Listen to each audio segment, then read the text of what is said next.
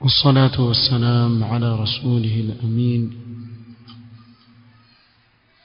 محمد وآله وصحبه أجمعين، أما بعد.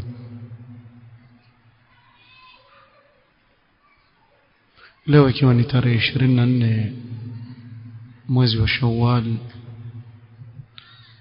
mwaka wa 1442,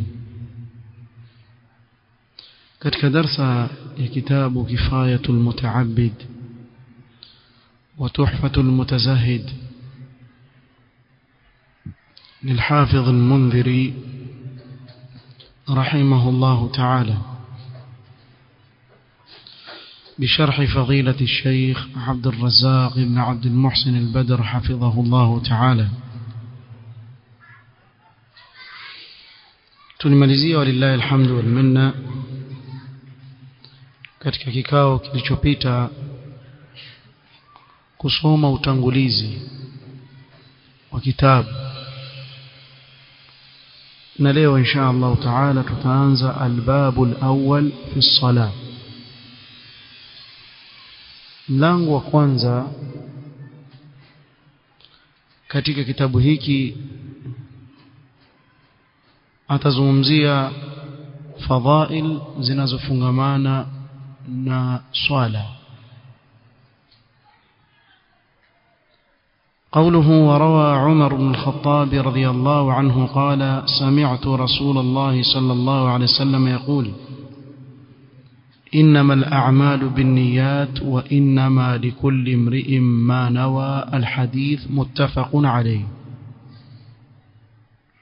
قال الشيخ عبد الرزاق حفظه الله تعالى: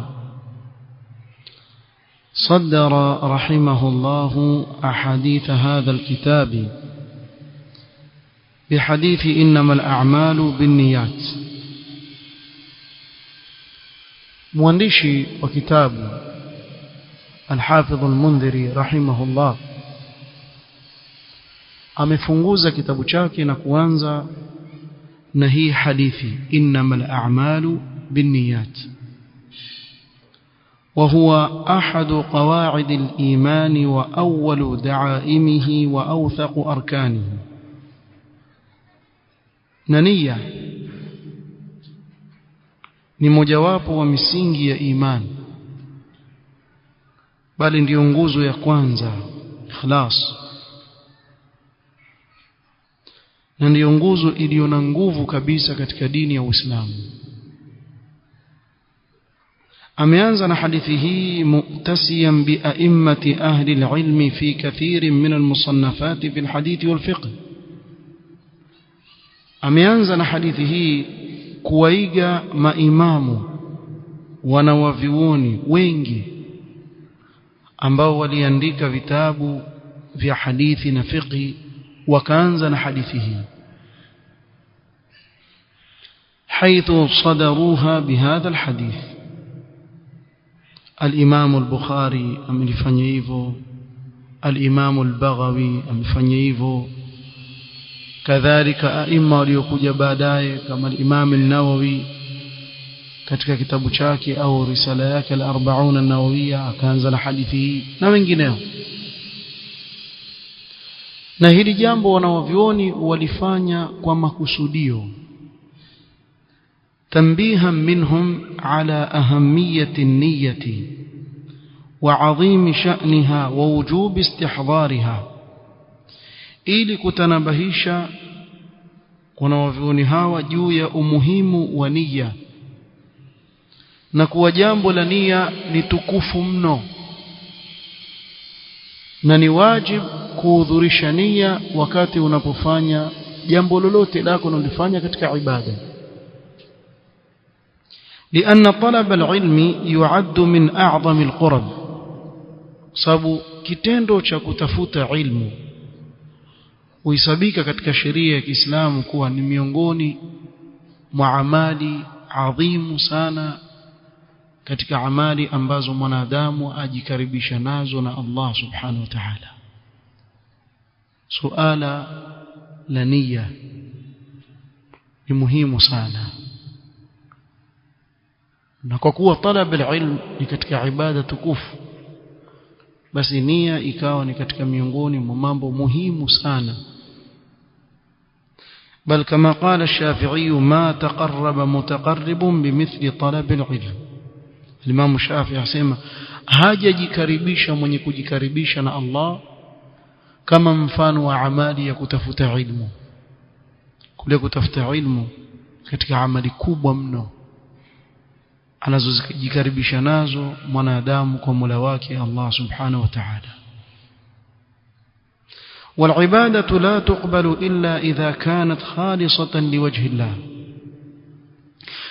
na ni muhimu kufahamu kuwa ibada haiwezi kukubaliwa mbele ya Allah subhanahu wa ta'ala isipokuwa ikiwa ibada kama ile mja ameifanya kwa kumtakasia Allah ibada yake, bimaana akaifanya kwa ajili ya Allah subhanahu wa ta'ala peke yake, wala si kwa ajili yeyote mwingine.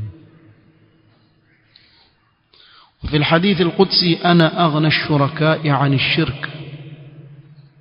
Allah subhanahu wa ta'ala sema mimi ni mkwasi zaidi kuliko wale wanaoshirikishwa na mimi kutokamana na ibada yoyote ambayo ndani yake ina shirki. Man amila amalan ashraka fihi ma'i ghairi, yoyote au ashraka fihi ma'i ghairi, yoyote atakayefanya ibada amali yoyote akanishirikisha pamoja na mimi, yoyote yule, taraktuhu wa shirkahu, nitamwacha na shirki yake na amali yake aliyoshirikisha, aende kwa wale ambao wamewashirikisha, aone kama watamlipa. Allah hana haja na amali kama hiyo, hana haja na. Kwa hii ni tambihi kwa mwanafunzi kuwa unapotafuta ilmu kuwa na ikhlas, na hii ilmu ni durar, ni kitu ghali sana. Subhanallah. na sehemu anayoitizama Allah kwa waja, inna Allah la yanzuru ila suwarikum wala ajsamikum, Allah hatizami sura zenu wala miili yenu, walakin yanzuru ila madha, ila qulubikum wa a'malikum, anachotikitizama ni nyoyo zenu.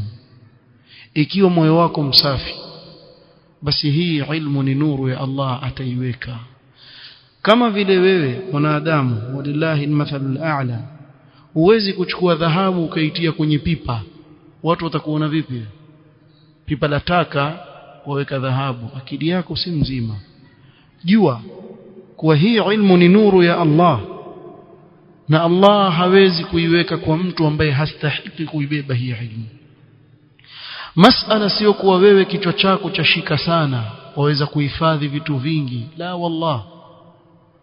مسألة سي مسألة قوة الحفظ ولا قوة الذاكرة. المسألة صفاء القلوب. huyu moyo ukiwa msafi, huu moyo Allah ataweka ilmu katika moyo wako, na huu moyo ukiwa mchafu, ndani yake kuna riaan wa sum'atan wa ujban, mtu ajiona hakuna kama yeye, mfano wake hakuna. Riaa, nani ataona kama mimi nimehifadhi sana, mimi nimefanya hivi? Wallahi ilmu haingii katika moyo kama huo, hata ukaona quwwatu dhakira kiasi gani, sababu hii ilmu ni nuru ya Allah, haiweki isipokuwa pale panapostahili kuwe subhanahu wa ta'ala, walahu alhikmatu albaligha fi dhalik. na Allah haiweki ilmu kwa nasaba yako au kwa jina lako, kwa sababu baba yako ni fulani au ammi yako ni fulani, la wallah. hakuna lina nasaba na Allah subhanahu wa ta'ala, wal iyadhu billah, hakuna kitu kama hicho. Allah subhanahu wa ta'ala atizama nyoyo za watu. Ndio wanaovioni wakaanza na hii hadithi ili kuwatanabahisha wanafunzi, chungeni kile kilichoko katika moyo wako nini. Ikiwa huna ikhlas, basi ndugu yangu, hata kichwa chako kikiwa cha hifadhi kiasi gani, umehifadhi Qur'an, umehifadhi Bukhari, umehifadhi Muslim, umehifadhi cha kuhifadhi, haikusaidii chochote. Utamuona yule mtu yuko vile vile. Kwani hivi muona hakuna watu ambao walikuwa na hifadhi kali kuliko mfano wa kina Sheikh Ibn Baz rahimahullah ama Sheikh Ibn Uthaymeen? Pengine katika wale wanafunzi pale kuna mtu amehifadhi Bukhari na Muslim, lakini atabakia kuwa mwanafunzi kwake kwa ile ilmu ambayo Allah subhanahu wa ta'ala amempa mwanachuoni kama yule. Kwa ilmu ni nuru. Safisha moyo wako, Allah ataiweka nuru yake katika moyo wako. Moyo wako ukiwa mchafu, kuna riaa, kuna